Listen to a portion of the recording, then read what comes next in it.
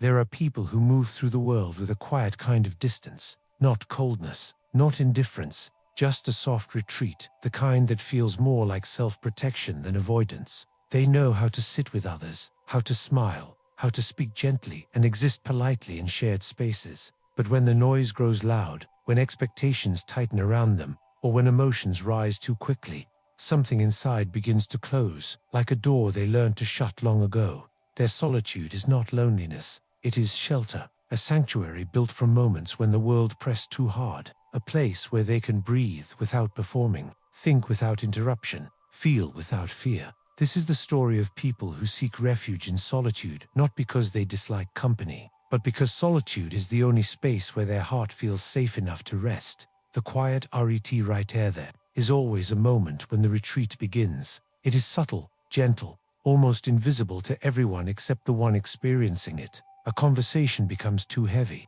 a room begins to feel too crowded, a question touches something tender beneath the surface, a tone shifts, a pressure builds, and suddenly, the world feels closer than it should. They do not run, they withdraw, their voice softens, their replies grow shorter, their eyes drift away from the moment. On the outside, nothing seems wrong. On the inside, the instinct to retreat has already taken hold. This instinct is not dramatic. It does not announce itself. It simply moves quietly through the nervous system, whispering a single truth. This is too much. You need space, so they step back. Sometimes physically, sometimes emotionally, sometimes into silence so soft that no one hears them leaving. Solitude becomes a doorway, a place where they step inside themselves and close the world out, little by little, until the pressure finally loosens. In these moments, solitude feels like the only place where their thoughts are not competing with noise, where their emotions are not spilling into spaces that feel unsafe, where their heart can soften without fear of being misunderstood. The retreat is not rejection, it is preservation, a way of protecting the fragile parts of themselves that few have ever seen, where the need for shelter, BGA and the instinct to seek solitude rarely begins in adulthood. Its foundation is laid in childhood, when emotional safety was unpredictable, when expressing too much felt dangerous, when speaking too loudly drew consequences, when needing comfort was met with silence or impatience. In those early rooms, they learned that the world was easier to manage from a distance. Maybe they grew up in a home where conflict was common and peace was rare. They learned to step quietly, to avoid being a reason for someone else's anger. Or perhaps they were the sensitive child in a house that valued toughness, a child whose tears were met with dismissal, a child who learned to swallow emotions because no one stayed long enough to hold them. Some of them were the observers instead of the participants. They watched, they listened, they noticed everything. They learned that being visible brought attention they did not want, and disappearing into their own world was the safest place to exist. Solitude became their first safe shelter long before they understood why they needed it. It was the place where no one demanded explanations, where their emotions were allowed to exist without judgment, where they could breathe freely for the first time. By the time they entered adulthood, solitude was no longer a habit, it was a home, a familiar refuge built from the quiet moments of their earliest years. The science of seeking quiety. There is a psychology behind why some people retreat so deeply into solitude. It begins in the nervous system. When someone has experienced emotional overload repeatedly, the brain becomes sensitive to overstimulation. Small pressures feel amplified. Minor conflicts feel overwhelming. Social environments drain energy instead of offering connection. For these individuals, solitude is a regulatory state, a space where the nervous system can settle, where adrenaline fades, where the mind stops spinning, where emotions soften into something manageable. Their brain associates solitude with safety and social intensity with threat, not danger, but emotional unpredictability. And unpredictability is exhausting. The amygdala, the part of the brain responsible for threat detection, becomes more reactive in people who experienced emotional inconsistency early in life. Even subtle tension in a room can activate their instinct to retreat. Solitude, in contrast, signals calm. It tells the brain the danger has passed. It restores balance to a system that is easily pushed into overwhelm. This is why solitude feels essential, why it brings relief, why it becomes the last safe shelter. It is not avoidance, it is self-regulation, a way for the body to return to its natural rhythm after being pulled into environments that feel too demanding. The inner war of wanting and fearing connection inside these individuals' lives, a conflict they rarely speak aloud. They crave connection. They long for closeness. They want to feel understood. They want to be held in moments when the world feels too sharp.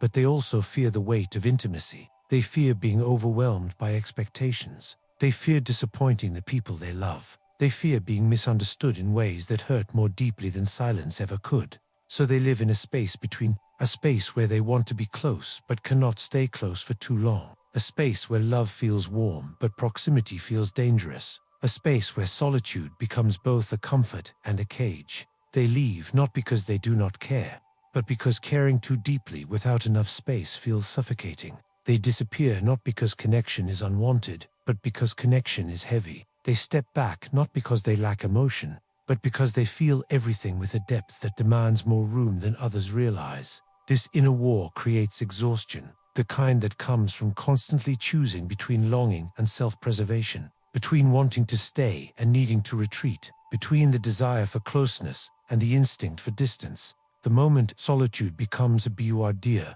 there comes a moment when solitude begins to feel different, not comforting, not protective, but heavy, a weight that rests on the ribs instead of lifting them. It might happen on a quiet night when the world feels too still. The phone does not ring. No one asks where you are. No one notices your absence. And suddenly, solitude feels less like safety and more like invisibility. You begin to realize how deeply you have hidden yourself, how many moments you left quietly, how many conversations you ended early, how many emotions you swallowed to avoid the overwhelm of explaining them. Solitude becomes a habit that shaped your life in ways you never intended. You realize that you have become unreachable even to those who love you. You see the distance you built not as a choice, but as a reflex, and the truth settles in. You have spent so long protecting your heart that you have forgotten how to let anyone touch it. This moment is not a breaking, it is awakening, the kind that shifts something inside you, the kind that reveals how solitude can protect but also isolate, how it can calm but also consume, how it can be a home but also a hiding place. The gentle return to the world. The return from solitude is slow, quiet, gentle. It begins with small steps, answering a message instead of letting it fade, staying 5 minutes longer in a conversation, allowing yourself to be seen in moments when you would normally disappear. The heart does not rush. It opens in soft increments. It learns to hold the presence of others without shrinking. It learns to stay even when the instinct urges retreat. It learns that connection does not have to mean overwhelm.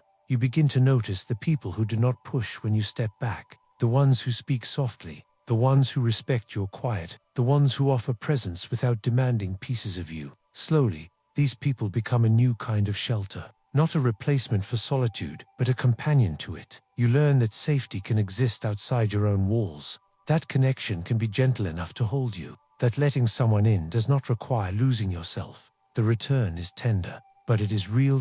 The freedom of choosing solitude, not hiding in the final chapter. Solitude transforms from survival into choice. You no longer retreat out of fear. You return to solitude because it nourishes you, not because you cannot handle the world. You step into connection because you choose to, not because you feel pressured. You begin to live with balance. Space when you need it, presence when you want it, quiet when your heart seeks calm, closeness when your soul seeks warmth. You learn that solitude is not the opposite of connection. It is the foundation of it, a place where you understand yourself deeply enough to let others in without feeling lost. And in this freedom, a truth emerges. Solitude does not have to be your last shelter. It can be your first home, a place you return to with peace, not fear, a sanctuary, not a hiding place. You learn that the world is not as dangerous as it once felt, and that you, in your quiet sensitivity, can hold both aloneness and connection without breaking.